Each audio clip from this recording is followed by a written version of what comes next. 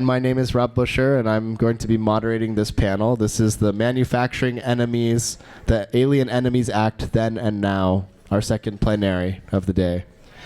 We are very fortunate to be joined here by people who are industry experts in the legal activism and advocacy, looking at the specific policy issues that are driving a lot of the very scary things that we're experiencing right now as a country. We have other people here who are working in civil rights organizations that are leading sort of this mass community-led effort to try to uproot this really negative and dangerous legislation. And this session is really meant to give us a broad-based foundation, both in terms of the historic ways that the Alien Enemies Act of 1798 was used against Japanese Americans and Japanese Peruvians during World War II, but also to kind of bring it to today and give us a sense of how the Trump administration is currently utilizing it after invoking it earlier this year against Venezuelans and many other community groups in our country. So, with that being said, I think a lot about the Alien Enemies Act in its use against our own communities. My Obachan's uncle, Asakichi Okuda, was arrested under the Alien Enemies Act in 1942. His only crime, he was a railroad worker in the suburbs of Ogden, Utah. And his son had vacationed in Japan, and he owned a camera. And that was it. We actually got his files from the FBI recently and learned that. All along, we thought it was because he was the leader of his Buddhist association, which I'm sure didn't help. But the fact that he owned a camera and that his son visited Japan was enough to get him arrested at gunpoint in front of his family. And he was never the same when he came back from that. He was a strong, vibrant man who worked the railroad before he left. And when he returned, his hair had thinned and grayed, and he was a shell of the man that he was before. And I think that's really true of a lot of people who are related to this particular piece of legislation, and unfortunately has the great potential to ruin many more family stories in this current day and age. And so that's the framing that I'll offer as we get into introductions of our panelists today. We are joined by Catherine Yon Ebright, a counsel on the Brennan Center's Liberty and National Security Program, where she focuses on war powers and the constitutional separation of powers. Catherine has published extensively on the meaning and history of the Alien Enemies Act of 1798 and leads a civil society coalition supporting repeal of the law. Ebright's work has appeared in outlets including The Atlantic, The Chicago Tribune, The Hill, Lawfare, and Just Security, and she has provided commentary in Axios, Foreign Policy, The New York Times, Semaphore, Vox, and elsewhere. She received an A.B. in Social Studies from Harvard College and a J.D. from Columbia Law School. I think that was a B.A. probably, but it was misspelled. No, A.B.? Really? Whatever. Okay. Well, good to know. She served as a law clerk to Judge John M. Walker, Jr. of the U.S. Court of Appeals for the Second Circuit and to Judge J. Paul Oetken of the U.S. District Court for the Southern District of New York. Our second panelist, Jennifer Ibanez Whitlock, has devoted her professional career to promoting the rights and dignity of non-citizens in the United States. Currently, she is a senior policy counsel with the National Immigration Law Center, where she provides policy and advocacy expertise on federal immigration issues such as immigration enforcement and detention, immigration court proceedings, and humanitarian processes in the U.S. and abroad. She also conducts direct outreach to Congress, the White House, and federal agencies to advance the National Immigration Law Center's policy, regulatory, and legislative priorities. Previously, Jennifer worked as a supervisory policy and practice counsel for the American Immigration Lawyers Association and as manager for pro bono projects and partnerships at the Immigration Justice Campaign, a partnership of AILA and the American Immigration Council.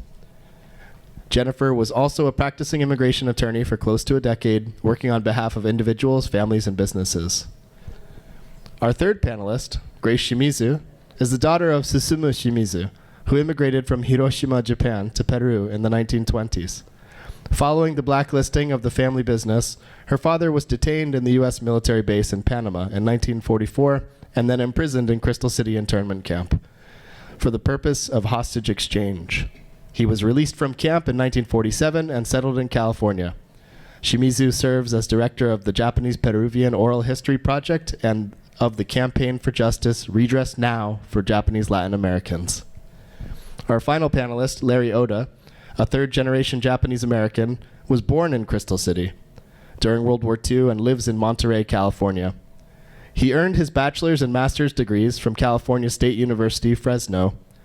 Larry retired from the city of Salinas, California as maintenance superintendent and has served as Japanese American Citizens League national president from 2006 to 2010 and is currently serving a fourth term as national president right now. He is chair emeritus of the National Japanese American Memorial Foundation and has served on the national board of the Buddhist Churches of America. He's also served as president of the BCA Coast District Council and served as a trustee of the Big Sur Land Trust. He's also a board member of the Community Foundation for Monterey County. Larry was honored by the government of Japan with the Foreign Minister's Commendation in 2022. He's the author of Sea Pride Canning Company and the Oda Family History. Please join me in welcoming our panelists.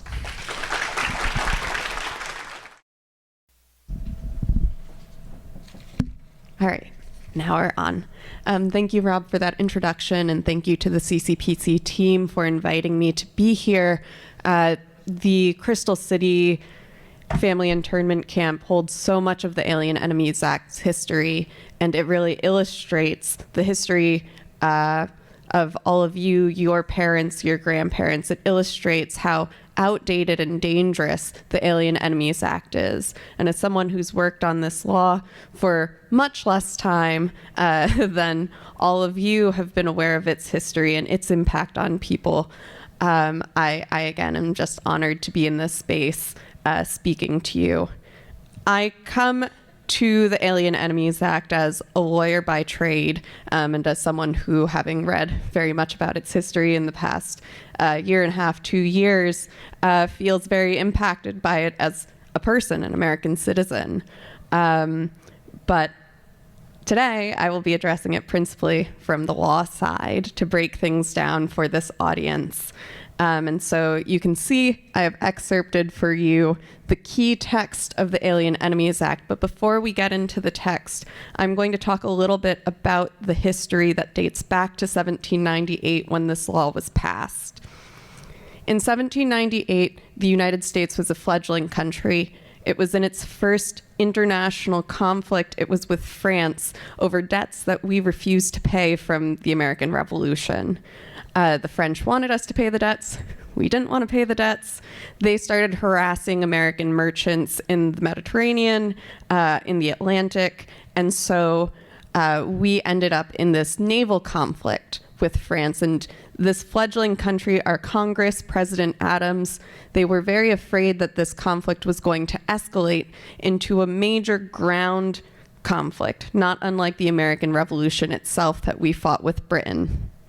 And so this was a time when the nation had virtually no national security law. It had virtually no criminal law, no immigration law. There was real concern we didn't even have a standing navy as we were fighting a naval conflict. And so the Congress in this time period thought we need to make the president's hand strong because we do not have tools for countering the threat that the French may pose since we are in this conflict with France. You think to today, it's a very different circumstance. We have so much national security law. We have so much criminal law, immigration law at the federal level. We have hundreds of thousands of individuals, federal employees who work on protecting the Homeland Security, who work in the Department of Defense on an everyday basis, even when we are in peacetime. And so the context in 1798 is radically different, and we get this law, the Alien Enemies Act, as well as a peacetime counterpart, the Alien Friends Act. The Alien Friends Act allows the president, in this time period, it expired in 1801, but it allowed President Adams to target any immigrant from any country who he thought was dangerous in the quasi-war. The Alien Enemies Act was adopted in case that quasi-war with France, a naval conflict, would escalate into a major ground war. And now let's go to the text of the Alien Enemies Act. we can see highlighted in yellow for you the conditions for invoking this law. In times of a declared war between the United States and any foreign nation or government, or even if there's no declared war by France, if they do an invasion or a predatory incursion against the territory of the United States, then Adams can invoke it. Or moving forward, if there is any invasion, predatory incursion, declared war with a foreign nation or government, that future president can invoke this law. So again, it's major conflict. And I'll talk about the World War II invocation when we get to the next slide. But as Brand had noted in the previous presentation, this law before modern day had been invoked in 3 major conflicts. The War of 1812, which was the first declared war after the American Revolution. The quasi-war did not, in fact, escalate, hence it's a quasi-war. Then World War I, and then World War II. Only in those major conflicts with congressional war declarations has this law ever been used before modern day. I've highlighted in blue, and Brand talked about this a little bit as well, what the powers of the Alien Enemies Act are once the law has been invoked.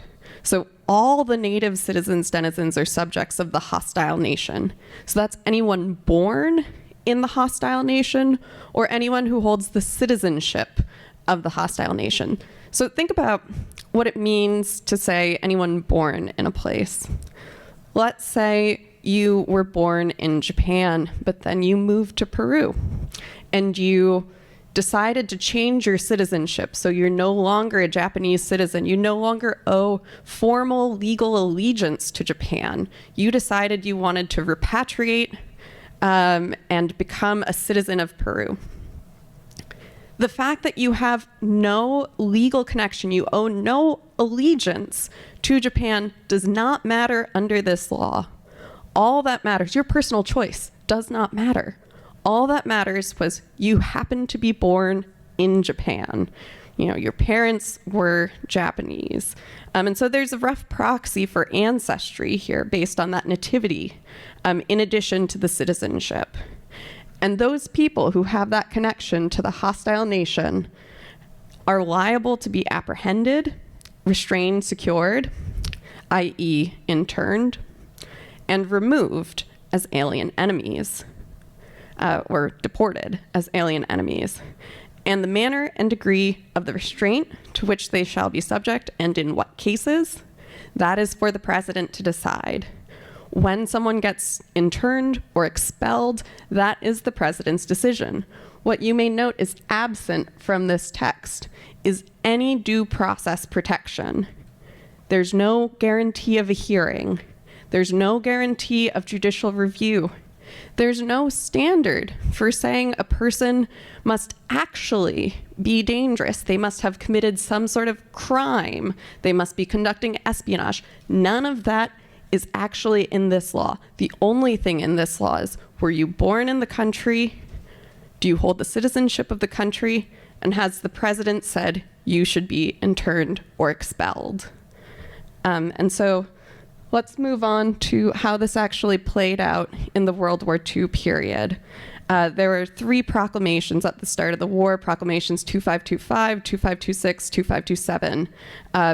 After the attack on Pearl Harbor, FDR declared that there had been an invasion, which there had, and he set up a series of rules and regulations for Japanese non-citizens. The next day, he said that Japan's allies, Germany and Italy, were threatening an invasion or predatory incursion, and he extended those regulations against the Japanese to German and Italian non-citizens. And the key regulation was that any alien enemy, quote, deemed dangerous or potentially dangerous without any independent, objective basis for that determination would be subject to summary apprehension or internment. These are the effects by the numbers. Over 1 million non-citizens of Japanese, German, and Italian descent were regulated. So that meant no cameras, to your point, Rob. It meant no flashlights. It meant even certain books could not be owned. certain organizations could not be joined if you were an immigrant who was of Japanese, German, or Italian descent. Ultimately, 31,000 non-citizens were put into internment facilities, 50 plus internment facilities run by DOJ and the Army. Thousands of individuals were sent to Japan or Germany, sometimes forcibly in the post-war period. This policy was upheld by the Supreme Court in a case called Ledecky versus Watkins. In yellow, you see the Supreme Court saying that there isn't really judicial review of how the president can use this authority. In the blue, you can see them saying that due process does not conflict with the Alien Enemies Act. The constitutional protection of due process doesn't conflict. As Brand also said in his presentation, this is distinct from Executive Order 9066. So when you talk about War Relocation Authority camps, those 10 big camps, that is a separate authority, EO 9066. You talk about Korematsu versus United States, a case from 1944 from the Supreme Court that is also under a different authority. EO 9066, there was an attempt to use it on the East Coast against select German and Italian individuals. In litigation, the court struck that down for lack of military necessity. And that is a kind of action or case that we're hoping to see in the present day with this modern invocation, where the court stood up for the Germans and the Italians on the East Coast as to Executive Order 9066 and said, there is no military necessity. This is not happening the way that the generals, the government is saying it is. And so we, the courts, can check and prevent this abuse. Today, there is another abuse. On March 15, President Trump proclaimed that a Venezuelan gang, not a foreign nation or government, was perpetrating an invasion or predatory incursion by way of narcotics trafficking and gang crime. He then said that all Venezuelan citizens who he had deemed to be members of this Venezuelan gang were liable to be apprehended and removed. And so bypassing their due process. There, on March 14, was a Department of Justice memo that talked about how they were going to implement this. They said, there is no warrant requirement. We don't have to go to a judge to search your home if we think that you're one of these Venezuelan gang members. If we pick you up, you must be detained until we can remove you without a hearing, without an appeal, without a judge. And you are ineligible for any sort of relief if you are one of these Venezuelan gang members under our determination without any independent review. And when they say ineligible for any relief, what that means is something called withholding of removal for protection against torture or protection against persecution based on someone's background. There's been litigation over this policy, and I'll wrap up with this slide. There are two cases that have already gone to the Supreme Court. The first one was called JGG versus Trump. It was brought the same day that this policy was announced. And in JGG, the Supreme Court said, there needs to be some due process. So already we're seeing some of the cracks, some disagreement with the Ledecky versus Watkins case from the World War II period, some indication that our justices, our judges may be learning from what happened to the people in this room, what happened to your parents, your grandparents. They sent it back down to percolate its way through the courts. The current leading case is a case called WMM versus Trump, and Larry's going to talk a little bit more about JACL's efforts to coordinate the former internee and incarceree communities to bring their stories to bear on that litigation. We are waiting for that case to get back to the Supreme Court so that they can determine whether this invocation of the Alien Enemies Act can be struck down. Thank you.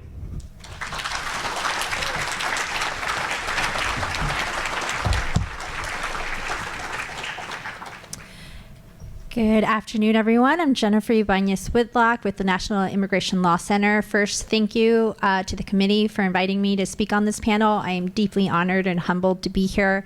I'm learning so much from everybody. My heart already feels very full after hearing this morning's panel.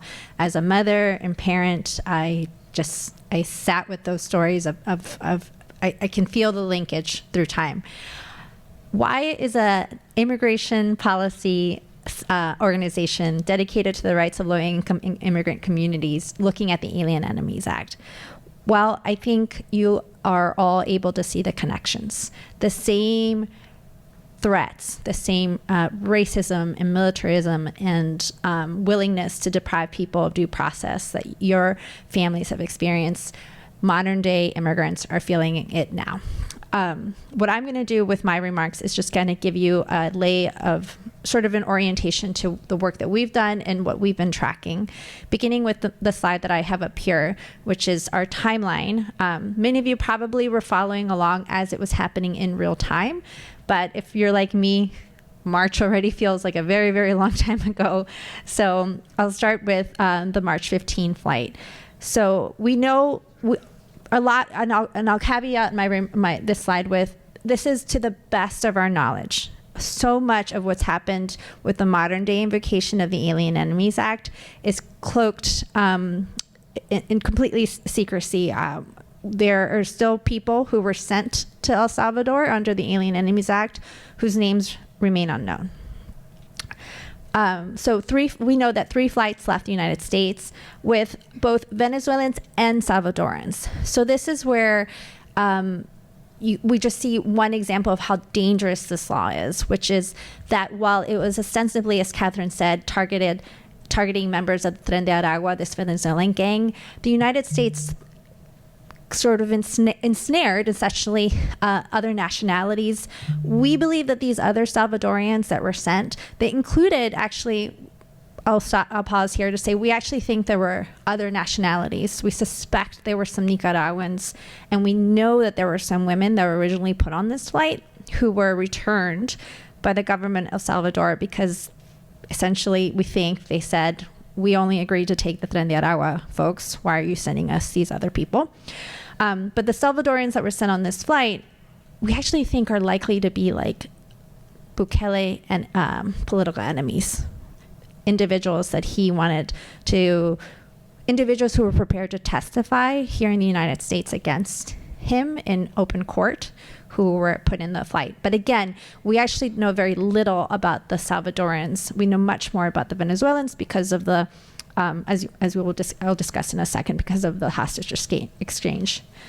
There's another flight on March with a smaller flight, and then the last flight that we know carrying 7 Venezuelans and 3 Salvadorans, all who were removed ostensibly under the Alien Enemies Act.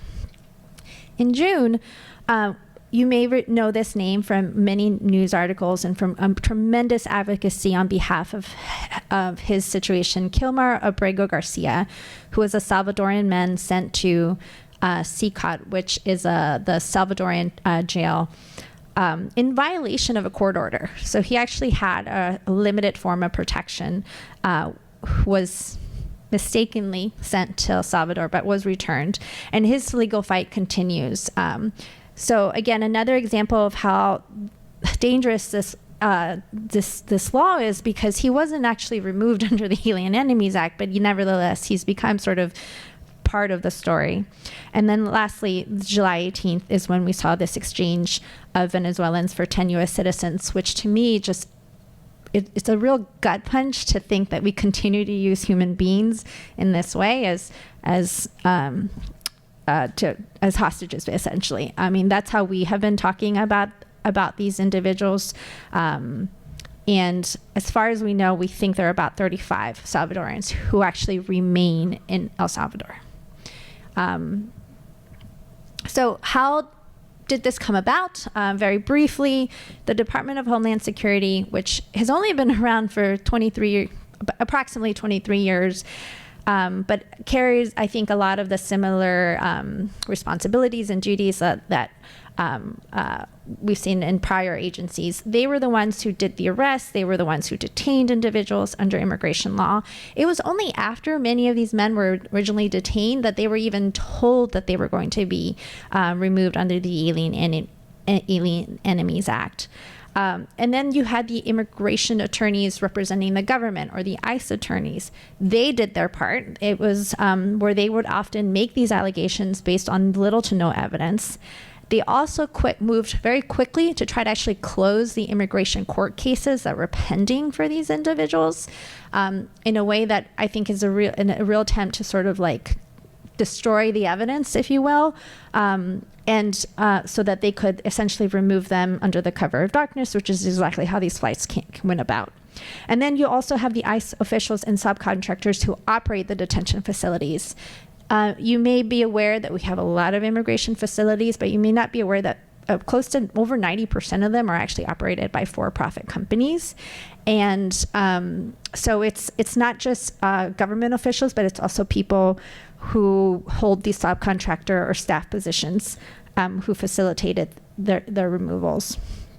Then you've got the Department of Justice, the Department of State. Catherine referenced this legal memorandum, which I'm actually quite worried that we're seeing this play out in Chicago, where we've understand that ISIS conducted warrantless arrests and entries into apartment buildings under the guise of searching for Tren de Aragua members. As if you may have read those reports, they've arrested even U.S. citizens in these warrantless raids on Chicago and in a Chicago apartment building. They set up this validation guide, which was supposed to help individual government officials determine if someone was a Tren de Aragua member.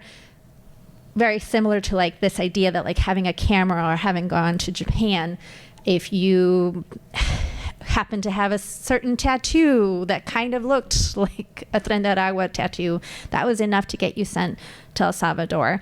Then you have the government attorneys who also provided the legal underpinnings. And then the Department of State had a very important role in doing this, in that they negotiated the agreement with El Salvador to, in their position to be, it's actually, I don't know how they do this with a straight face, but their position is that El Salvador has told them that they would take care of them, that they receive these mutual assurances that if they receive these individuals into their custody, that they would be fine, when in reality, Salvador is also very proud to talk about how people who enter this jail, CICOT, never see the light of day. I think many of you are keenly aware that there are a lot of just parallels. I just want to name a couple of what I see between what the historical record shows us and what survivor testimonies tell us about the experiences now with modern day Department of Homeland Security. For example, this requirement to register. My organization has actually filed a lawsuit to try to enjoin the alien registration requirement because we know it's not innocuous. We know that just, what's the harm of telling the government your address or like counting how many people are in the United States? We know how this information is weaponized by the government. We also certainly, most of our facilities are for adults, but we have family detention centers, and ICE calls families family units, which I've always sort of been frustrated that they can't just call them families, but they have many, many procedures in place to deport and remove families together, sometimes including U.S. citizens, as you may have heard over the last couple of months, where U.S. citizens were deported alongside their parents. DHS is on, when I wrote this slide, it says on pace to break. We have broken records. So now we've had more people die in immigration custody at this point of the year than just about any years past, with the exception of when COVID was running rampant through ICE facilities. We're seeing now the deployment of National Guard. The reliance on military was very pervasive in the internment camp and to conduct interior civilian operations. And then I'll end with the way that the Trump administration is also trying to block naturalization of immigrants in the United States because they're un-American. And so there's really attacks coming from all of our sides, both from, there's attacks on the physical integrity and safety of migrants in this country now, but also this idea that if you don't support the government, or just because you happen to have been born in a different country, you're suspicious, you're un-American. I'll pass it over to Grace.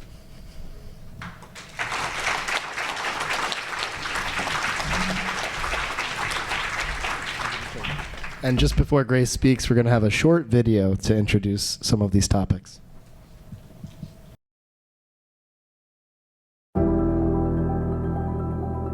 The recent executive orders calling for mass deportations have reignited old fears of government overreach and abuse. Based on the 1798 Alien Enemies Act, these executive orders grant sweeping powers to target non-citizens during times of conflict. Though framed as a national security measure, history warns us how such laws can be weaponized against vulnerable communities. During World War II, Japanese Latin Americans experienced this abuse firsthand. Kidnapped from their home countries, labeled enemy aliens, and imprisoned in U.S. internment camps alongside prisoners of German and Italian ancestry. They lost their freedom, their homes, and their dignity. After the war, the former internees fought for justice, but the legal system failed them. The Civil Liberties Act of 1988 offered partial redress, yet thousands were excluded. Efforts like the Wartime Parity and Justice Act aimed to right these wrongs, but those too fell short. Despite these setbacks, the fight didn't end. The Campaign for Justice took the Shibayama brothers' case to the Inter-American Commission on Human Rights, where survivor Art Shibayama testified about his family's suffering. Their stories remind us that justice delayed is justice denied, and that we must continue the fight. As time passes and those directly affected by World War II internment are no longer with us, preserving this history is critical. Other communities in the United States and around the world are fighting similar battles. By working in solidarity with them, we strengthen our own resolve and ensure that past injustices are not repeated. Visit the Japanese Latin American Campaign for Justice to learn more and get involved.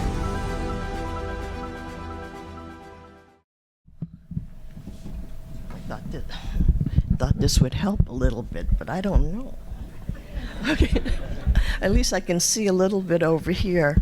I'm kind of on my tippy toes, so I'm trying to do many things at once. Talk, stand on my toes, and move the computer thing. So if it doesn't work, I'll blame the technical side, okay, of it all. So greetings, saludos, konnichiwa.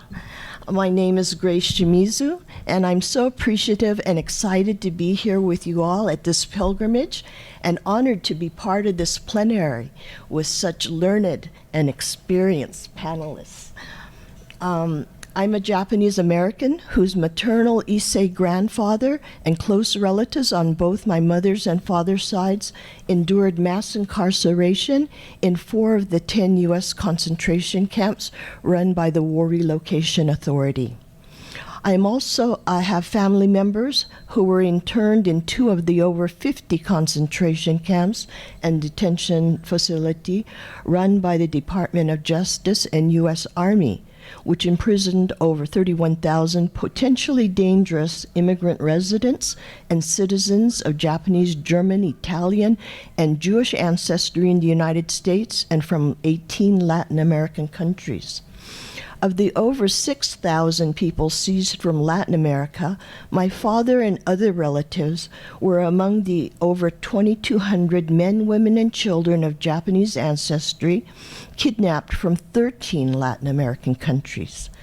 My father was a Japanese immigrant resident who was seized from his home in Peru and interned in the U.S. Department of Justice, largest multinational family concentration camp at Crystal City, Texas. Let's see, excuse me. And he and our family members were taken for the purpose of hostage exchange for U.S. and Latin American citizens held by Japan. My father's first wife died in the camp due to the trauma of this ordeal and lack of adequate medical care. His younger cousin was interned in Santa Fe, New Mexico camp and used in the second prisoner exchange. While interned, they also got word that 7 members of our family in Peru were murdered, 4 adults and 3 children. We never got a full explanation, but since our business and family were targeted on the blacklist that's published in the newspaper, since enemy alien business and family bank accounts were frozen and people kept funds at home, we believe our family remained a target and that government and police corruption were involved in the murders. At At war's end, my uncle and his family were denied the right to return to their homes and livelihoods in Peru and were deported to war-devastated Japan under U.S. military occupation so as to rid the Western Hemisphere of so-called dangerous enemy aliens. Oh, I can't stand on my tippy toes anymore. No, it's okay.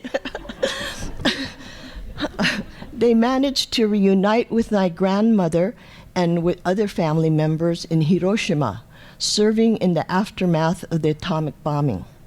My father and over 300 other Japanese Peruvians fought deportation, and he was released on parole from camp under the sponsorship of Japanese American relatives living in Northern California.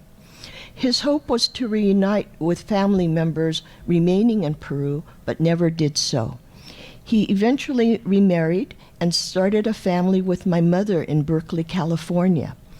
In the 1950s, with changes in the immigration laws, he was allowed to change his status from illegal alien to legal permanent resident. In 2004, he passed away at age 98. So the United States initiated and orchestrated this secret illegal State Department program in Latin America, targeting both legal resident aliens and naturalized citizens whose nationality or ethnicity was deemed dangerous to U.S. interests. This Latin American program, eventually called the Special War Problems Division, is little known. U.S. policies were motivated by three concerns: national and hemispheric security for the U.S. interests, multinational economic and political rivalry for Latin American markets, and valuable resources needed for the war effort. And third, most unsavory purpose, for the gathering of civilians for use in hostage exchange with Axis countries holding U.S. and Latin American citizens. This secret program required that so-called enemy aliens be transported from Latin America into U.S. jurisdiction so that the Alien Enemy Act could be applied against them for indefinite mass detention and mass deportation through the hostage exchanges. The Japanese Peruvian Oral History Project and the Campaign for Justice, Redress Now for Japanese Latin Americans, are sister organizations founded in 1991 and 1996, respectively, by and for former Japanese Latin Americans, or we call them JLA, or call ourselves JLA, and our families. We condemn the Alien Enemy Act and demand its repeal. We don't want what happened to our families and to our communities, nor to the families and communities of German, Italian, and Jewish ancestry in Latin America and the U.S. to happen again to us or to any other human beings. The Alien Enemy Act gave rise to government domestic and foreign policies and actions that violated fundamental principles guaranteed under the U.S. Constitution and international human rights law. We don't want to see the manufacturing of so-called enemies, racial, ethnic, nationality profiling, disappearances, indefinite detention, forced expulsions in the name of U.S. security. We don't want to see people's freedom taken away because they're deemed potentially dangerous because of who they are and not what they have done.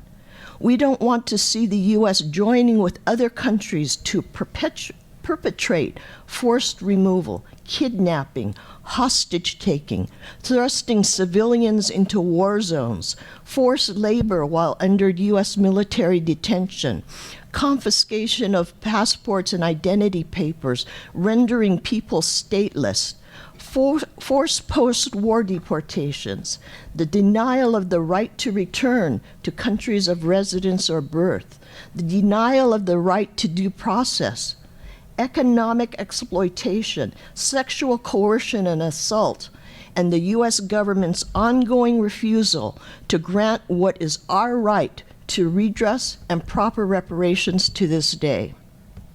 The ordeal of the Japanese Latin Americans was the result of U.S. government policies and actions which were deeply embedded in the structure and systems of how the U.S. nation was founded, expanded its borders and influence, and is maintained. The U.S. nation is ingrained with a history of racism and white supremacy, nativism, and gender violence, such that the U.S. genocide against the indigenous people served as a model for Hitler's plan to exterminate Jews and other so-called undesirable peoples. Today we are seeing the repeat of history with more severe, twisted, sadistic manifestations directed at manufactured fake enemies in other communities.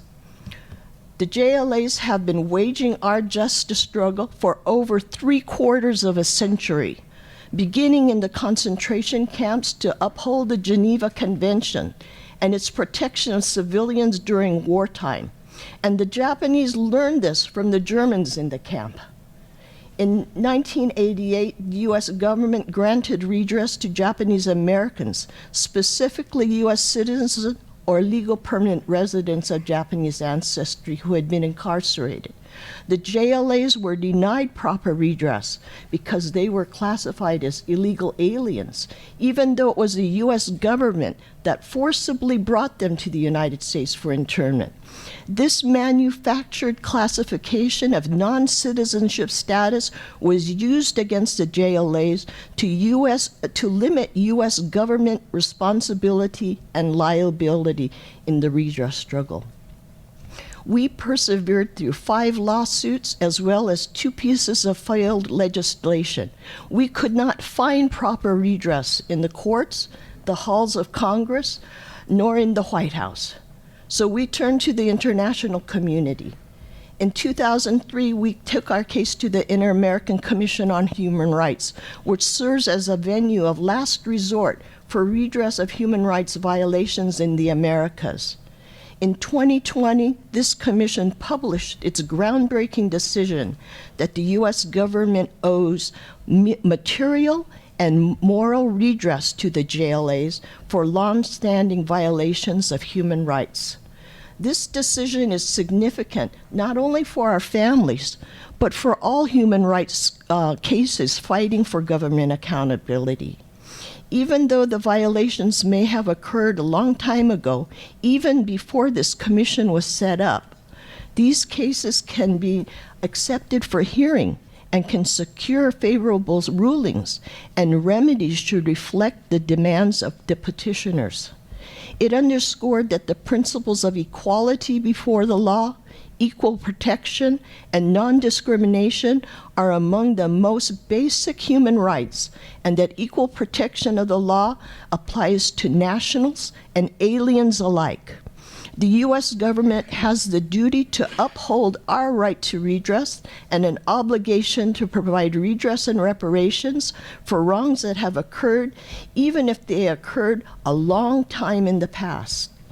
But the U.S. government, whether under Democratic or Republican administration, is refusing to comply with this commission decision and continues to defy with impunity. Still no motion from the U.S. government, as we and the rest of the world are witnessing the constitutional crisis facing this nation, affecting all 3 branches of government and our society as a whole. The struggle for JLA justice is now in the larger context of the existential threat to our nation's democracy. We are all experiencing the ascendancy of authoritarian movements and fascism in the U.S. and many places around the world. We're seeing emboldened racism, never-ending war, and the manufacturing of so-called enemies, and the failure of political leadership. Our JLA struggle for government accountability and reparations is part of the larger social justice struggle in the U.S. and internationally against racism and white supremacy, anti-immigrant and nativist persecution, misogyny and gender violence, and against authoritarianism and fascism. And our JLA struggle is also part of the forward motion to envision and build towards a better life and world with truth, genuine security, peace, justice, and democracy for our families and communities. Now, we're facing some challenging times, you know, and for us, JLA reparations, it's not on the back burner. It's not even on the stove, you know, so then we have changed our work, or this shift in our work, to meet these conditions, these difficult conditions. And so key to our educational reparations and organizing work, one of the key things is expanding the historical narrative about World War II imprisonment of the enemy in the United States. JLAs to continue to build on the education and organizing work of decades. Our work has always been collaborative within the Japanese American community, with the German, Italian, and Latinx communities, also targeted as the enemy during World War II, and with other communities targeted as enemies, whether in the past or today. So one of the joint projects that we engage in with the other World War II enemy aliens is the groundbreaking traveling exhibit, The Enemy Alien Files: Hidden Stories of World War II, which was really proved to be timely and impactful because it opened 10 days after the tragedy of 9/11. And 2 years ago, that exhibit has been updated, and there's an online version of this exhibit available for your review. So it's no longer tenable for the public to believe that the injustice of World War II incarceration was in essence because US citizens of Japanese ancestry were targeted.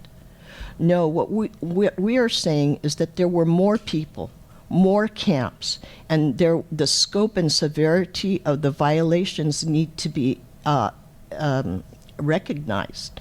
And so when we recognize the Germans, the Italians, the Jewish people that were taken, oh, and my time is up.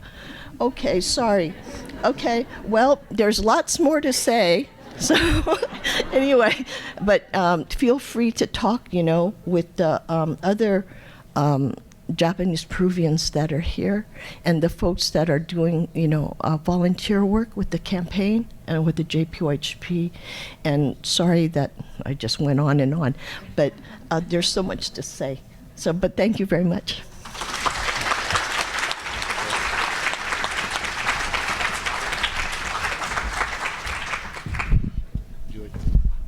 It's up to you. Come on, I'll stand. Thanks, Rob. So thank you. I'm honored to be here with this esteemed panel. I'm not going to have that much to say. I know that I think, you know, I'm the one standing between you and lunch. So, but what Catherine mentioned was, you know, I'd like to talk about what the JACL is doing. You know, we, as soon as our president invoked the AEA, we put our wheels in motion to protest the use of the AEA. And you know, we were the first to file an amicus brief in support of the suit brought against it, and we have 63 at last count co-signers on this effort. It's been, you know, we were ready because back in about 2010, then Congressman Mike Honda raised the question about what is this Alien Enemy Act still doing on the books? And so, you know, we've been kind of struggling along with it, and when the current president invoked it, we were halfway ready already. And, I think we had Naoko Fuji in the San Jose chapter of JACL took up the mantle and gathered a number of interns to work on it. And we filed it. The 5th District heard the arguments, but didn't act on it, and for a couple months, and now it's being sent to it's sent up to the Supreme Court for a review. So we're fighting it, all right. So, but I think one of the things that I wanted to say on a lot of these issues is that, the JACL, Japanese Americans, we're about 1.5 million in population, and the population of the U.S. is 350, I think, 300, a little less than 350 million. We're less than 1% of the population. Although we have a lot of credibility, we need help. And the way we get that is by forming coalitions. Our partners with in the NAACP, LULAC, ADL, all the other minority groups banding together, we become a formidable force. So, we need to do that. And, not only them helping us, but we help them with their issues. So that's my message. I'm here. I got a nice shout out from Judge Sakai. I'm here primarily because I'm a survivor. I was born at Crystal City, and my father was arrested. Do I have time? A little bit. So I want to tell you my story. So since I have the mic, anyway, but when the exclusion order was put out, it was initially for the area west of Highway 99 in California that runs up the center of the state. In about, I think, almost July of 1942, the exclusion zone was expanded to the whole state of California. My family moved to the east side of Highway 99 with a family friend who had a farm in Clovis, California. On the day after the exclusion zone was expanded, 2 men came and took my father away. They knew where he was, and took him to the Fresno County Jail, then up to San Francisco, the Sharp Park Immigration Center, then to Lordsburg, then to Santa Fe, and eventually my mother was able to join him in Crystal City. So, and that's where I was born. So that's my story. I'm happy to see all of you here. Again, thank you, Catherine, Jennifer, Grace. I've had a wonderful time. I hope you have too. My speech is over. Thank you.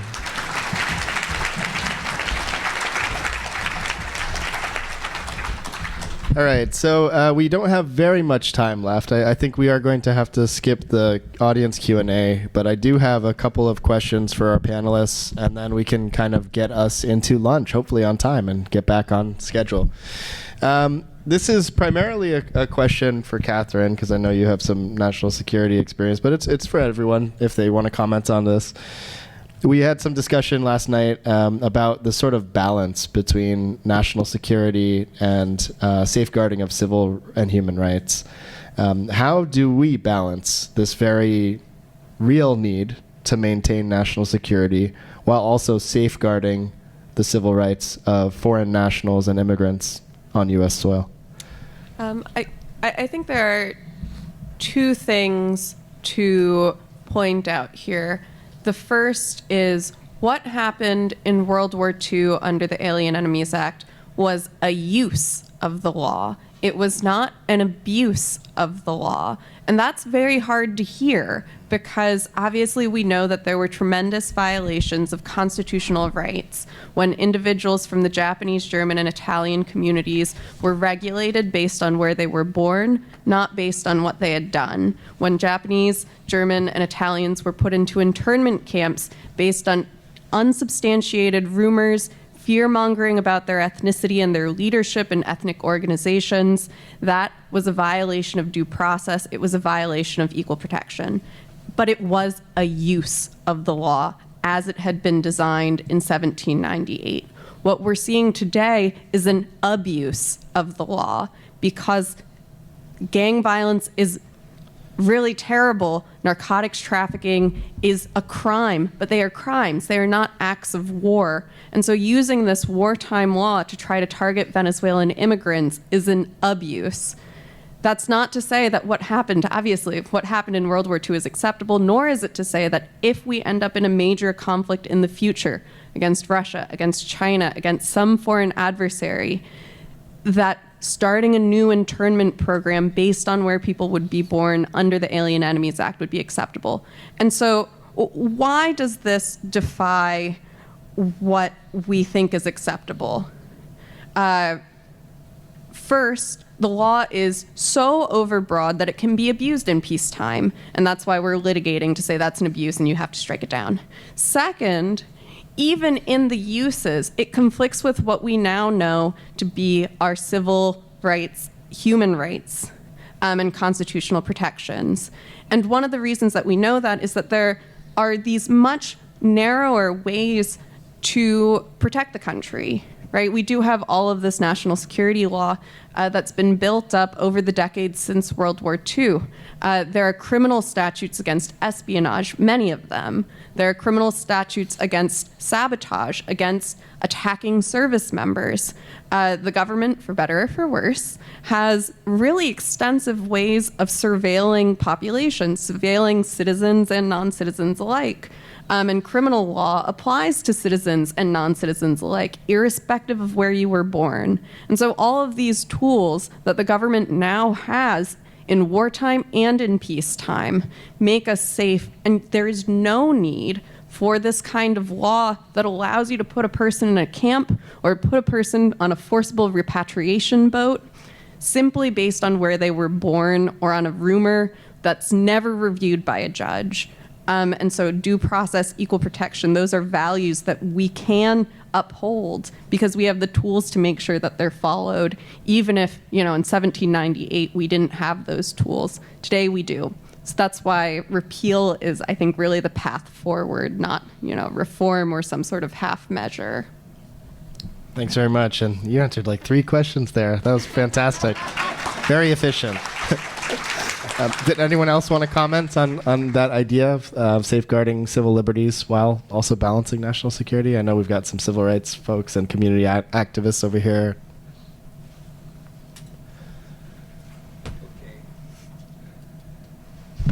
There's a psychological,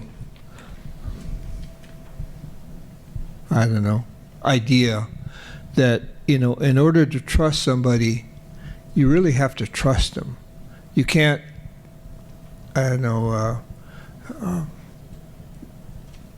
think about it. It's just something that you have to trust someone that's going to do the right thing and not violate that trust. And it's a hard concept, and I guess it takes guts,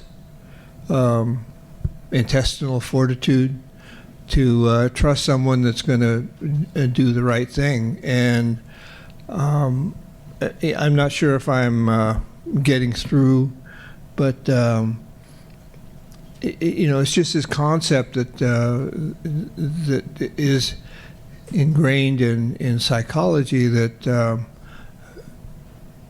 there is an application here that it's tough. If you're suspicious of somebody, do you trust them? And do they deserve it? Or maybe not deserve it, but it's not, deserving, but it is deserving. So, I think that if we are suspicious of someone, then we're less apt to think that they're going to do the right thing. So, I've confused everybody. Sorry. I'd just like to add to that. I think, it's hard to trust people, especially when you look at our histories, and how people have been treated. But I think then that puts a higher standard, especially on our political leaders, to actually implement our Constitution, to uphold our freedoms and our democracy, especially in trying times when it's tested, like in times of crisis and war. So I think in terms of the Civil Liberties Act, when that was passed, and it was recognized that in World War II, there was racism.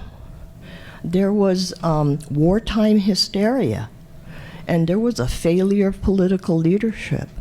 So it's like that still applies.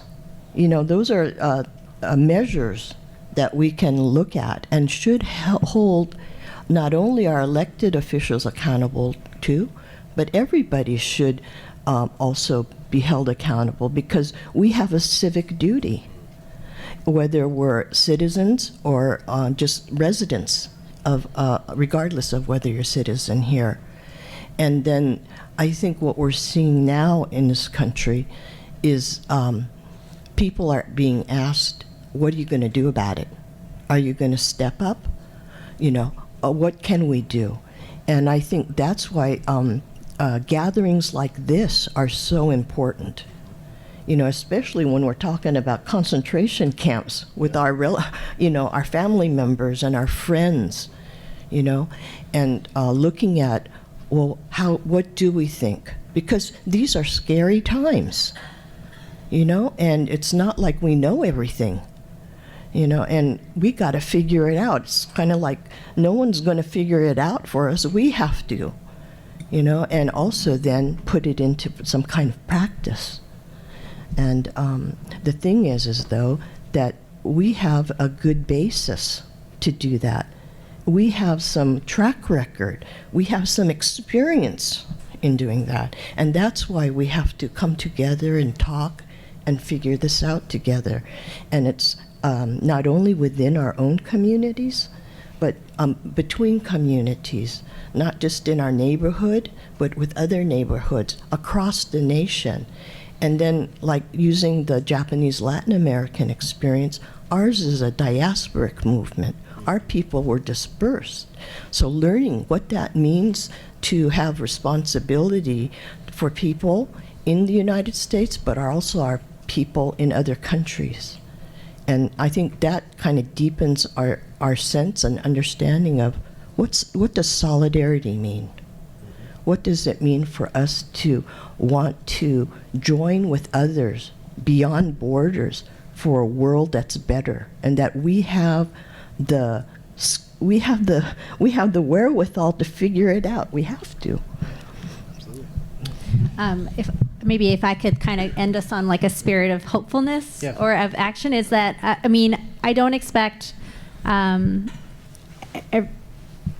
the animus that I hear coming out of so many parts of the administration, I don't expect that to change overnight or in months. Like, certainly only a higher power knows what's in the continents of Donald J. Trump's heart. But I think what I am taking away from this panel is that there are very concrete things that we can call for, and it's not just about opposing the awful actions of the administrations, but also, as Grace and Larry have said, like holding our leaders accountable. It is not enough for them just to now say, like, this is terrible or issue press statements. I hope people go back home and check. Has your member of Congress endorsed the Neighbors Not Enemies Act, which is the legislation that would repeal the Alien Enemies Act? And if not, give them a call and say, why aren't you on this bill yet? And if they have, thank them and tell them, please keep doing more. The funding, no one is working, well, maybe some people are working, and I said of the goodness of their heart, but all these awful actions, these detention camps, these processes, they cost money. And as long as we continue to let Congress continue to pass bills that have enormous amounts of money for this agency, we're never going to be able to see true change. And then the last thing I want to flag is that, legal representation. Every Venezuelan that was sent under the Alien Enemies Act could have been deported under just our regular immigration court proceedings. But for whatever reason, this administration wanted to literally cut more corners and use the Alien Enemies Act. If they had presented a clear threat, it would have come out in immigration court. And so one of the biggest gaps I see in my work is that we actually don't have guaranteed legal counsel in immigration court. And for anyone who's sitting here or is going to listen to this and thinks that, well, I'm a U.S. citizen, surely this could never happen to me. The number of U.S. citizens that are getting arrested and I think could potentially be removed from this country in error are increasing, because if you don't have an attorney to file a motion for you, if you don't have an attorney that's calling immigration, it is very easy, I think, under the system that's been created, where someone gets gets arrested in Maryland, shows up in Louisiana 2 days later, and then is on a flight to Uganda. It's very easy for people to get lost in the mist, especially if you have certain medical or mental vulnerability. So that's the last thing I would put in a plug for. If you're looking for a specific thing to be demanding in this time period, is that we really should have universal representation in all immigration court proceedings. Thank you for giving us some actionable ideas, Jennifer, and also there's some great ideas on the slide there that was also prepared by Jennifer. On that same note, we're talking about some action steps, but what are the actual pathways to victory for removing this legislation? What would it look like to actually, fully eradicate this from our legal books? So the first step is going to be in the courts, and it's going to be striking down the abuse of the Alien Enemies Act that we're currently seeing.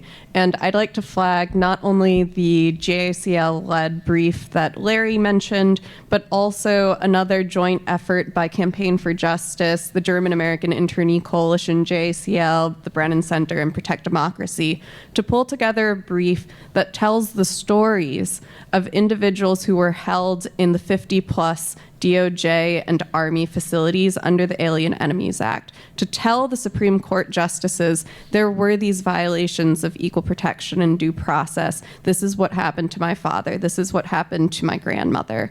Those stories, we think, can move the needle and make the justices understand what's really at stake when you have a law like this and when you allow the president to use and abuse that law. And so we're going to be sitting over at this table, all the way on the left at the Repeal Coalition table. And if you are not already signed up to be on that amicus brief, which is a friend of the court brief that goes to the Supreme Court in a litigation, talk to me and I can put you on that sign up and we can be in communication. I've already spoken to one woman whose father had actually served in the US military around World War I. He'd served in the U.S. military, and then he was put into one of the AEA camp, Crystal City. And that is exactly the kind of story that we think is extremely sympathetic and that could get the justices to think, this law doesn't make a lot of sense. this law conflicts with our constitutional norms. So that's one thing. That could be the immediate path to victory over the abuse. Of course, our ask is ultimately the repeal of this law, and then formal apologies to the groups that have not yet received apologies, redress. That's another thing that in the coalition we're seeking, and that I know Grace can speak to much more. And the last thing that I'll say, because I've been talking for a bit, is there are scripts. We have call scripts printed out for if and when you want to call your representative or your senator, if you need a little bit of help figuring out how can I frame this, what should I say, we have printouts that you can take. Great. Thank you so much for that.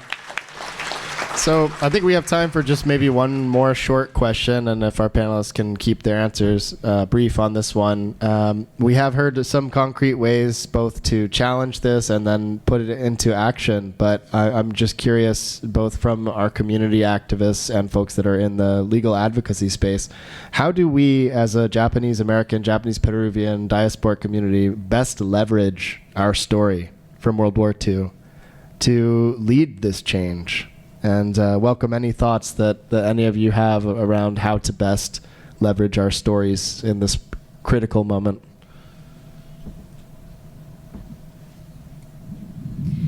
I mean, I don't think you can emphasize that you are such trusted messengers, and that you probably, I mean, the script is great to have when you're calling a Hill office, but your own words and your own stories, I mean, like what mother isn't going to hear the story of, like, you know, Trudy's mom trying to keep her safe in the camp and not immediately think about their own child? So I would invite you to have to just neighbor to neighbor, have these conversations, because you are trusted messengers, and right now we need those voices to be louder than the voices that people are hearing on social media posts or Fox News and the like. Thank you.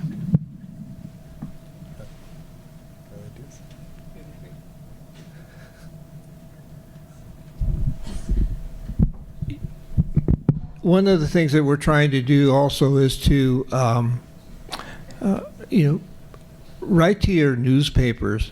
If anyone reads newspapers, write an article. The AEA is a hot topic right now, and if you have an experience, tell it. Just write a short op-ed. And either to letter to the editor, or maybe even a longer article of your experience that relates to AEA, relates to our wartime experience, and it resonates with people because it's something that for the most part they don't know anything about, but it'll raise their consciousness that what's going on is wrong, and we need to step up and wave our flags and say, hey, what are you doing? Larry and Grace are clearly too humble to share that they both have authored, since the invocation, pieces that talk about their family experiences. And so I invite you to Google the Time article written by Karen Ebel and Grace about their parents' or their father's experience, as well as the piece that Larry wrote a couple of months ago about his family's experience, because they can be good models if you would like to write your own letters to the editor or op-eds on your family history. I guess what I wanted to raise, I think what people have been saying is really important, but I'd just like to caution or just add in that we have to look at this as for the long haul. It's not going to be a quick fix, and we just need to learn, how to engage with power, and know and feel like we can win. Because that's what it's going to take, is the confidence that we feel we can do it. And that has to be rooted in collective action. We can't do it by ourselves. The Japanese Americans can't do it by themselves. We have to build that big tent, you know, and unite everyone that can be united around the idea, one, that this bill is wrong, that law is wrong, it must be repealed, but we have to go beyond that. We have to really, we can't go back to the way things were. We have to move forward, and we have to figure out what that's going to mean. So. Thank you, Grace. I think that's a great place to end this panel. And I just like to share again, you know, we are on a pilgrimage. This is about storytelling, right? You're going to hear a bunch of stories. I hope you will feel empowered to share your own throughout this week. And I would challenge each and every one of you to really think about, in the context of your own personal family stories, why do you want to repeal the Alien Enemies Act? And try to articulate that. Even if it's just to yourself, but also try to tell your family story, even to other people here at the pilgrimage. It's a friendly audience. It's a good place to practice doing this kind of work. So yeah, we hope that this has given you some ideas for ways to get engaged. Hopefully this has also left you on a hopeful note, even though the struggle may be long and the challenges may feel very daunting at this point. We have persevered as a community. There is this element of gaman, but I think that now there's no more gaman, right? Gaman janain. It's time to fight back, right? And so thank you all for being here, our panelists. Let's give them all a round of applause.